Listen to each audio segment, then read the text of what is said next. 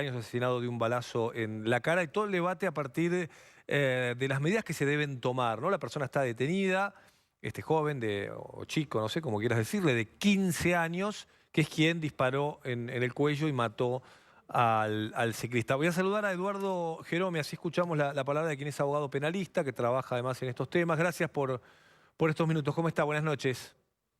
Buenas noches, Franco. Bueno, ¿cómo está observando, sobre todo la respuesta de la dirigencia política a esta situación que ocurrió, que es realmente muy grave en plena ciudad de Buenos Aires, este crimen? En principio, nosotros vemos que cada vez que matan a alguien, empieza a reavivarse el tema de la edad de imputabilidad. Cuando pasa un poquito, pasan los días, baja la tensión, ya todos se olvidan de ello, la clase política se olvida. Cuando vuelve a ocurrir otro crimen, de vuelta como pasa ahora, etcétera. Y seguramente, lamentablemente, seguirá siendo en esta forma así espasmódica, vaya a saber cuánto tiempo más. Porque se cree, y yo creo que se cree en forma absolutamente irreal, que es políticamente correcto mantener una especie de inimputabilidad de los menores. Y nosotros lo que tenemos que ver es que los menores hoy no son los menores de hace 20, 30, 40 años atrás. Cambia, a tal punto cambia, que hoy los menores de 16 años votan y antes no lo podían hacer. Hoy pueden manejar, antes no podían manejar, pueden ejercer actos de comercio que antes no podían hacer. O sea, todo está produciendo el ingreso de los chicos antes de tiempo en actividades o en funciones que antes estaban reservadas solo para los adultos. Pero todo este crecimiento, para lo único que no ha alcanzado, es para que el que mata, el que delinque, ese no.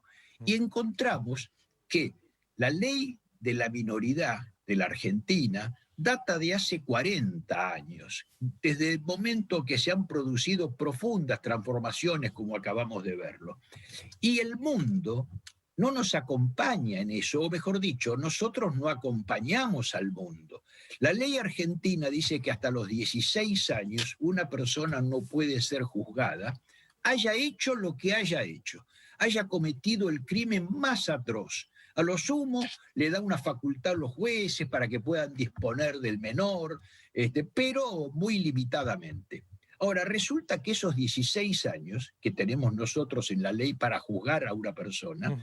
no existen en el resto del mundo. Cuando nosotros buscamos en Europa, por ejemplo, vemos que todos los países europeos, puedo citar a Alemania, puedo citar a Francia, puedo citar a España, que tienen 14, 13 años, algunos menos como Inglaterra, y acá en la región también. En la región también, acá tenemos Uruguay, Paraguay, Brasil, México, prácticamente Sí, todos sí. los países americanos tienen límites de punibilidad menores que los que tenemos nosotros. Jerome, ahora, Entonces, ¿qué se puede hacer? Digo, básicamente los chicos además saben qué está bien y qué está mal, el daño que provocan matando a una persona o cometiendo una ilegalidad. A ver, cualquier chico de 11, 12 años sabe qué está bien y qué está mal, saben que está bien matar, no es que no saben. El tema es cómo, en qué círculo viven, ¿no? Y en qué círculo conviven, de dónde van aprendiendo eh, a manejarse de esta manera, ¿no? Esa violencia interior para darle un disparo a alguien en la cara proviene de algún lado. O sea, antes que esto, ese chico de 15 años tuvo que vivir muchos episodios de violencia, no es que tuvo una infancia tranquila y de pronto agarró un revólver y mató, ¿no? Es decir, evidentemente se mueve en un círculo muy violento. Entonces, al día de hoy, ¿qué pasa hoy con los chicos de 14 y 15 años que cometen estos actos violentos y que no se los juzga? ¿Se los manda a su casa con sus papás?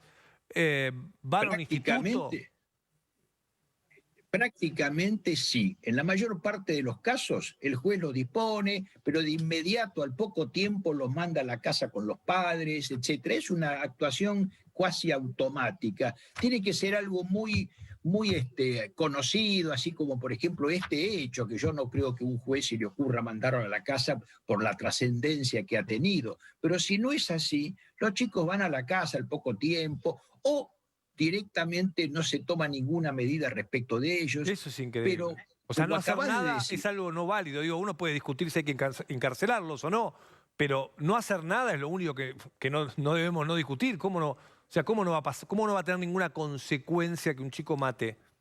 Tenga la edad que tenga, no importa la edad. Si mató, alguna consecuencia o algo, digo, desde el Estado debe ocurrir, ¿no? obviamente, un chico, como acabas de decir, un chico que tiene un arma a los 14 años, a los 15 años, es un chico que sabe perfectamente que lo que va a hacer es algo absolutamente ilegal y sin embargo lo hace. Obviamente que el entorno seguramente lo lleva a eso, pero lo lleva a los 15, lo lleva a los 16, lo lleva a los 18, lo lleva a los 20. Entonces, con ese criterio, todas las personas que estarían dentro de ese contexto habría que tirarles una mano y no condenarlos. Y por el contrario, yo creo que hay que mirar con atención a las víctimas, hay que mirar a la sociedad, hay que mirar a la ciudadanía, que son todas las personas que están sufriendo esa violencia. Sí. Y que en tanto y en cuanto un menor sepa que va a ser impune, y se van a repetir estos hechos, porque los usan, los grandes los usan, y si no los usan, como quizá en este caso que actuó solo o no, lo hacen por propia voluntad sabiendo que a mí no me pueden meter preso. De hecho, a este chico yo me enteré que ya tenía 4 o 5 Sí, entradas policiales y sí, había sí. entrado y salido por Sí, la sí, misma sí. puerta por la que Sí. entró. Entonces, esto es lo que no puede ser. Y además, si en todo el mundo los menores tienen responsabilidad a los 14, a los 13, a los 12, ¿no? Entonces, ¿cómo en la Argentina no? O sea, ¿qué es esto? ¿Un enclave diferente y estamos sufriendo las Bueno, la consecuencias? Yo no ministra admito. de Seguridad pidió no estigmatizar, digamos. No sé cómo lo ve usted. Realmente creo que es una ministra de inseguridad, porque sinceramente todas las actitudes que viene tomando siempre son en defensa de los delincuentes. O sea, no aparecen, habla de esta cuestión de estigmatizar al menor y no habla del pobre hombre que salió a andar en bicicleta y recibió un tiro en el cuello y perdió la vida. ¿No es cierto? Y como tantos otros que lo pasan todos los días. O sea, si la seguridad no es un problema para la ministra de Seguridad, bueno, entonces, ¿qué podemos esperar? Realmente son actitudes que se repiten mucho en esta señora y que nos demuestran que estamos un poco sin cuidado alguno por parte del Estado. Sí, sí, sí, clarísimo. Y ahora, a mí me impacta porque justamente son los responsables de la seguridad. Digo, lo podría decir, no sé, el secretario de Derechos Humanos, qué sé yo, pero justo la ministra de Seguridad, que es la que debe ocuparse para que estas cosas no ocurran, ¿no? Que hable de estigmatizar. Además, no estamos hablando de estigmatizar, sino de buscar soluciones, ¿no? Que esto es lo que se está pidiendo. Y Jerome, respecto a la mirada que usted tiene de la idea de bajar la edad de imputabilidad, ¿esto implicaría, digamos, que a esos menores tengan una pena distinta de que si fueran adultos, o usted plantea que sea la misma ley que si tuvieran 18 años? Las penas que se deben aplicar son las penas que se le aplican a los adultos, algunos, con algunas condiciones, como por ejemplo, si un menor a los 16 años es detenido actualmente y es juzgado por un delito y condenado, no va a la misma prisión en la que están los mayores, va a una prisión diferente. O sea, no, yo me parece perfecto ese tipo de cuestionamiento, ese tipo de cuestiones en los cuales se divida, los menores tienen que estar en determinados establecimientos penitenciarios, los mayores en otros, etcétera. Pero la ley debe ser la ley que rige a todos, mayores y menores, ¿no es cierto?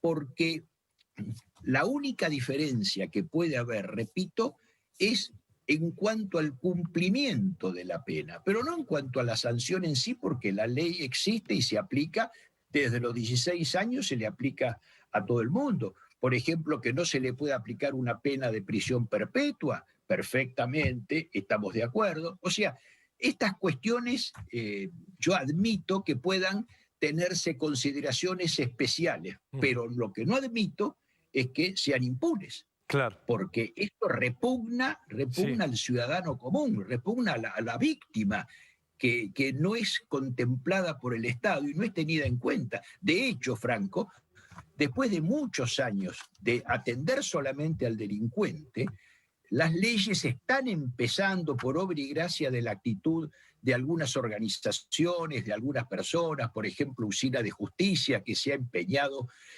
favorablemente en ver cómo se puede de alguna manera tener en cuenta las víctimas. Entonces, hay leyes que han aparecido en las cuales la víctima pasa a ser alguna persona en el proceso penal.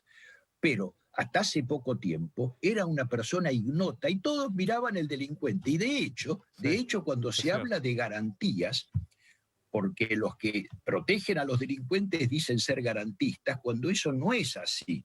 No es garantía. Las garantías tienen que darse a los delincuentes, tienen que darse a la víctima también. Ujú. Y la garantía que le damos al delincuente es un juicio justo. A la víctima, ¿qué le damos? Le damos el saber que el que comete un delito va a ser condenado.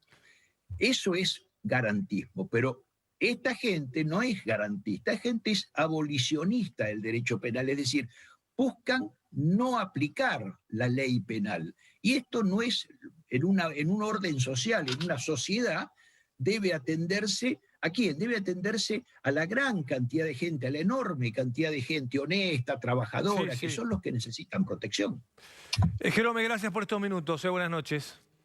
Gracias a vos, buenas Es muy noches. amable. Bueno, ahí está la mirada de Eduardo Jerome respecto a algo que obviamente nos ha conmovido, escuchar la palabra del amigo del ciclista. Vamos a poner al aire al amigo del ciclista, que es quien, bueno, cuenta y relata